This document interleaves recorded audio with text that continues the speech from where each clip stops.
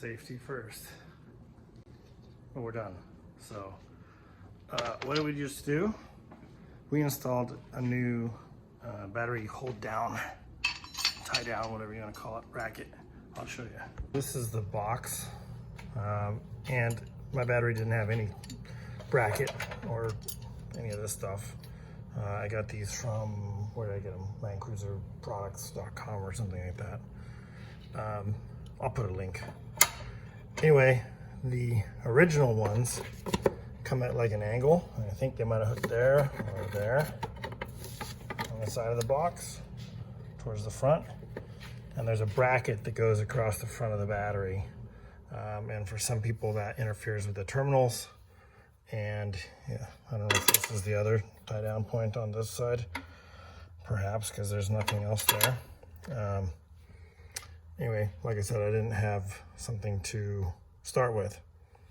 And it also, this kit also comes with an extension cable if you need to extend your leads.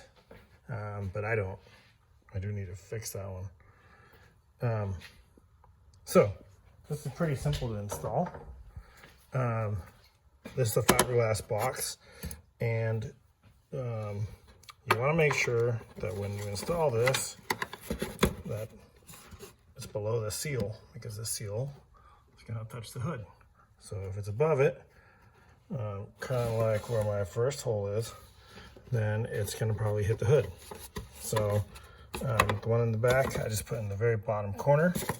That's going to be plenty tall. And then I put one here. You see it? There in the shadow. Could have maybe done a little higher, but my battery's pretty wide and almost the battery takes up most of this space.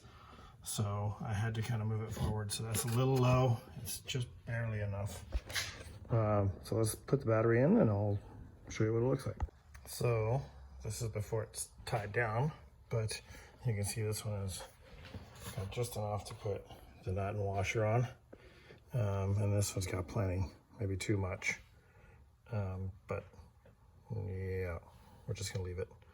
I might cut the threads later, and then the battery should hook up just fine, the way it is.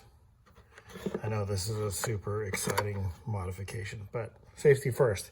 This thing needs to be tied down because you don't want it to like bounce around, and you know, this cable would probably keep mine from touching the hood, but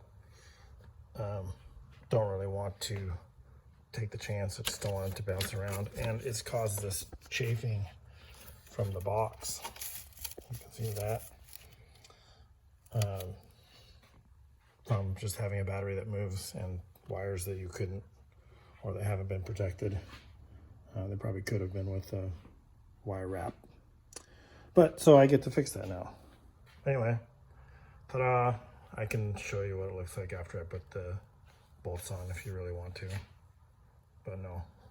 Okay, fine. That's what it looks like with the nuts on there. Ta-da! Fancy, right? But it's not moving unless the whole box moves. And there's two bolts in the bottom, one down there and one here. So I don't think that's going anywhere.